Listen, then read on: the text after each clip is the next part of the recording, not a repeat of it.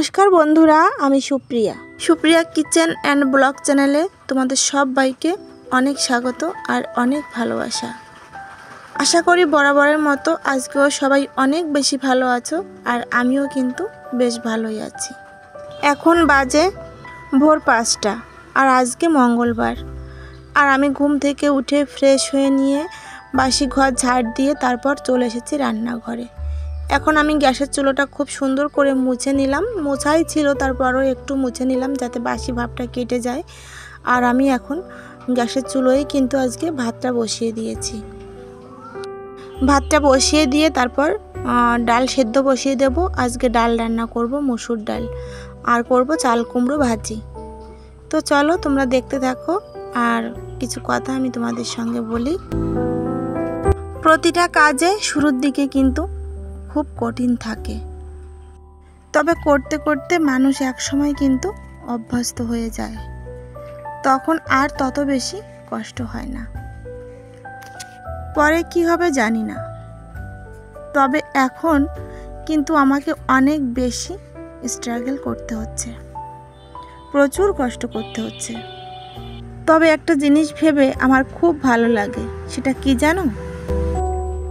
সেটা হলো 2-1 হলেও আমার ভিডিও দেখছে। আমি জানি আমার ভিডিও ততটা ভালো হয় না, কোনো কোয়ালিটিফুল ভিডিও নয় আমার, সাধারণ একটা ফোন থেকেই ভিডিওটা করি আমি। গ্রামের কাজকর্ম, কোনো নতুনত্ব নেই ভিডিওতে, তারপরও 2-1 মানুষ আমার ভিডিও দেখে, আর সেটা কিন্তু ভালোবেসেই দেখে। আর তার জন্যই কিন্তু কোনো কষ্টকে আমার কষ্ট মনে হয় না। তোমাদের একটা পজিটিভ কমেন্ট আমাকে অনেক বেশি শক্তি যোগায়, অনেক বেশি উৎসাহিত করে। আশা করি তোমরা আমাকে এভাবে সব সময় সাপোর্ট করবে, আমাকে ভালোবাসা দেবে, আর আমিও সব সময় চেষ্টা করব তোমাদের পাশে থাকার, তোমাদেরকে সাপোর্ট করার। আর এখন যে সময়টা আমি পার করছি, আমি কিন্তু খুব খারাপ পরিস্থিতির ভিতর দিয়ে যাচ্ছি, তারপরেও একটু একটু করে ভিডিও করছি, সেটাই তোমাদের সঙ্গে শেয়ার করছি। সব কথা ভিডিওতে শেয়ার করাও ঠিক হবে না, যেহেতু আমার ব্লগ চ্যানেল, আর সোশ্যাল মিডিয়াতে সব কথা বলা ঠিকও নয়, তাই না? এদিকে ছেলের পরীক্ষা শুরু হয়ে গেছে, সংসারের কাজকর্ম, মিস্ত্রিদের কাজ চলছে, বাড়িতে মিস্ত্রিরা থাকলে একটু এক্সট্রা কাজ কিন্তু থাকে।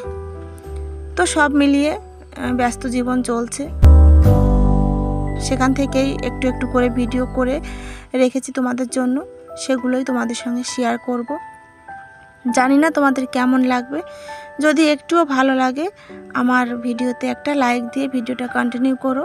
আমি জানি না কেন তোমরা একদমই লাইক দিতে চাও না। কি হয় একটা লাইক দিলে বলো তো? প্লিজ একটা লাইক দিয়ে দিও। তোমার একটা লাইক কিন্তু আমার ভিডিওটাকে আরও অনেকের কাছে পৌঁছে দিতে সাহায্য করে, অনেক বেশি গুরুত্বপূর্ণ একটা লাইক। তো সবার কাছ থেকে একটাই কামনা করব যে সবাই প্লিজ একটা লাইক দিয়ে দিও। আর এদিকে দেখো, দেখিয়ে দিলাম 2 প্রকার, 2ভাবেই কিন্তু মিষ্টি কুমড়োর ফুল বেছে নিলাম। এখন আমি মিষ্টি কুমড়োর ফুল ভাজি করব। আর ওদিকে কিন্তু ডাল হচ্ছে, আগে ডালটা সম্বার দিয়ে দেব। কাঁচা লঙ্কা রসুন ফোড়নে দিয়ে ডালটা সম্বার দিয়ে দেব। আর যখন সেদ্ধ বসিয়েছিলাম তখন পেঁয়াজ দিয়েই কিন্তু সেদ্ধ বসিয়েছিলাম। তো চলো, এই যে ডালটা ফোড়নে দিয়ে দিলাম। এদিকে তোমাদের দাদাভাই খাওয়া দাওয়া করে কাজে যাবে, প্রায় 7টা বেজে গেছে। আর বাইরে সকাল থেকে বৃষ্টি হচ্ছিল, এখন আবার একটু কমে গেছে। সকাল থেকে বললে ভুল হবে, রাত থেকেই বৃষ্টি হচ্ছিল। আবার এদিকে দেবাশিস দাদাও চলে যাবে আমাদের ঘেরে আর কি। উনি সকালবেলা বাড়িতে আসে, গরুকে খাবার টাবার দিয়ে আবার তোমাদের দাদাভাইয়ের সঙ্গে সঙ্গেই বেরিয়ে যায়।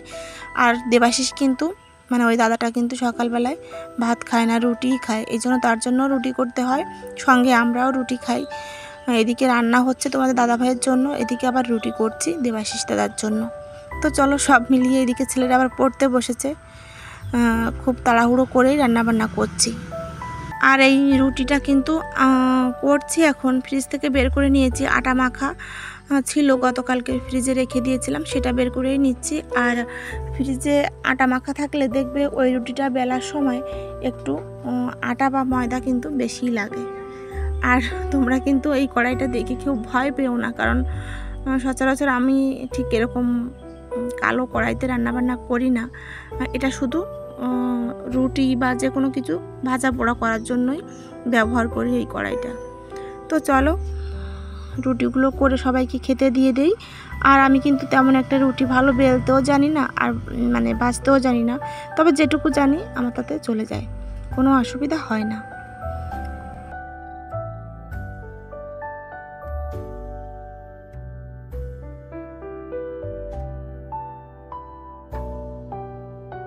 এবার চলো দেখো সব ফুলগুলো কিন্তু আমি বেছে নিয়েছি। এখন আমি কুমড়ো ফুলের বড়াগুলো করে তোমাদের দাদাভাইকে খেতে দিয়ে দেব। আর সকাল সকাল না গরম ভাতের সঙ্গে এই কুমড়ো ফুলের বড়া হলে আর কিন্তু কিছুই লাগে না। আমাদের বাড়িতে সবাই এই কুমড়ো ফুলের বড়াটা খেতে খুব পছন্দ করে। আর মানে সবার জন্য সকালবেলায় বড়াগুলো করে নিচ্ছি, কিন্তু আমার তো খেতে খেতে সেই 12টা 1টা 2টো বেজে যায় মাঝে মধ্যে।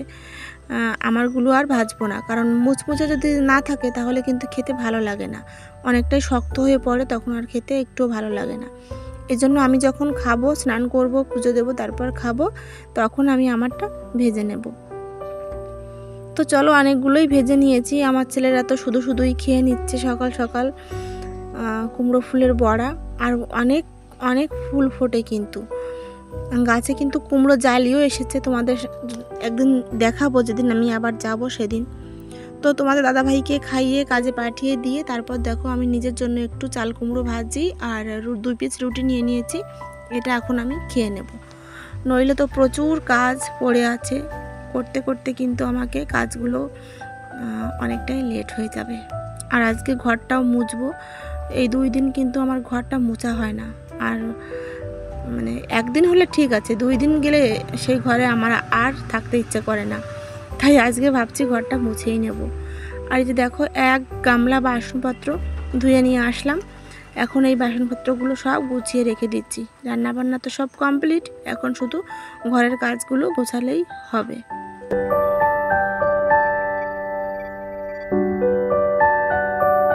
প্রচুর পরিমাণে বাসন আমাকে ধুতে হয়, এমনিতে আমার একটু বাসন বেশি বেরোয় রান্না করতে গেলে, মানে অল্প একটু কিছু যদি লেগে যায় বা হাতে আমি ধরি রান্না করতে করতে, তারপরেও যেন ওই বাসনটা আমাকে ধুতেই হবে।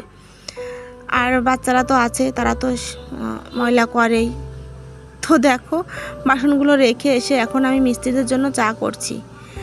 আর দুধটাও কিন্তু আমি দুইয়ে নিয়ে এসেছি, এইমাত্র দুধ দুইয়ে এনে বোতলে ভরে রেখে বাকি যেটুকু ছিল সেটুকু আমি রেখে দিয়েছি হাঁড়িতে করে।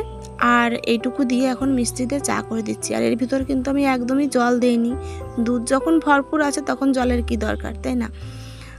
আমি তো দুধ চা খাই না, তবে চাতে প্রচুর পরিমাণ টেস্ট হয়, মিস্ত্রিরাই বলে।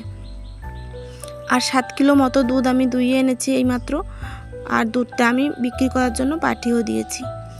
আর এদিকে দেখো সর লেগে আছে চায়ের কাপে। তো মিস্ত্রিদের এখন চা দিয়ে আসবো, সঙ্গে দিয়ে দিয়েছি টোস্ট বিস্কুট। মিস্ত্রিরা কিন্তু সকালবেলা টোস্ট বা বিস্কুট কিছুই খেতে চায় না, শুধু চা দিলেই হয়। তবু শুধু চা দিতে একটু কেমন লাগে, মাঝে মধ্যে দেই, আবার মাঝে মধ্যে উনি ফেরতও দিয়ে দেয়, বলে খাবো না, বিকেলবেলা খাবো। এদিকে দেখো তোমাদের দাদাভাই অনেকগুলো চিংড়ি মাছ পাঠিয়েছে, প্রায় 3 কিলো তো হবেই আন্দাজ মতো। ভাবলাম আগে ঘরটা মুছে নেই, তারপর চিংড়ি মাছগুলো কাটতে বসবো। আর ওই চিংড়ি মাছ যে আমি আজকে কাটতে বসলাম প্রায় 3টে বেজে গেছে আমার ওই চিংড়ি মাছগুলো কেটে কমপ্লিট করতে। মা তো আমার ছেলেকে নিয়ে স্কুল থেকে এসে মাও বসেছিল আমার সঙ্গে, কিন্তু তাতে কি হবে, চিংড়ি মাছ তো অনেকগুলো, আর খোসা ছাড়িয়ে চিংড়ি মাছ কাটতে কিন্তু অনেকটাই টাইম লেগে যায়।